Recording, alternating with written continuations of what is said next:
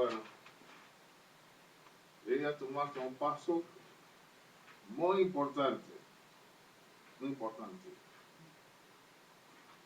Odimeji son dos paredes puestos de una forma donde nos dice cómo estamos ubicados en el universo espiritual.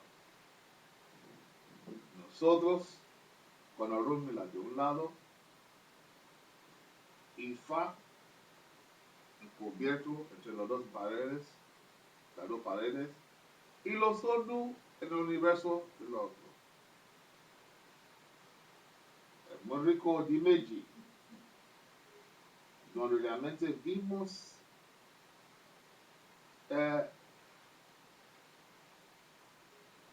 cómo nos manejamos en el mundo. Orunmila nos enseñó cómo nos manejamos en el mundo. Los problemas se los preguntamos a Orunmila. Orunmila le pregunta a Ifa. Ifa le pregunta a los Odu. Los Odu le responden a Ifa. Ifa le responde a Orunmila y Orunmila a nosotros. Porque así, el lenguaje de Ifa es muy profundo. Orunmila es el único que lo puede suavizar para que lo comprendamos.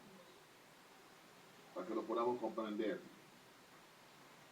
Las cantaciones de Ifa son duros. Y Orunmila nos da la explicación de lo que quiso decir. Ese es el primer. Así que lo conocemos en este estudio. Este es Buenos Aires. La Asociación de Nigerianos en el Río de la Plata. Certificamos que Imodo y Lidia Oshun ha estudiado cumpliendo con la tecnología de los 4 primeros Odu de los cursos de la cosmología yoruba dictado por esta asociación.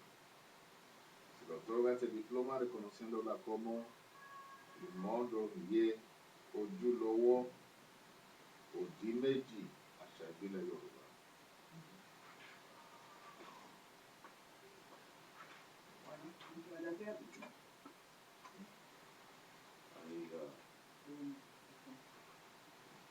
Ahora es lo que vemos.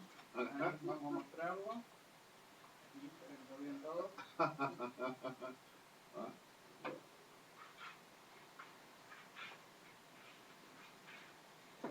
Se cumple porque con lo cual representa los 4 primeros Odus estudiados.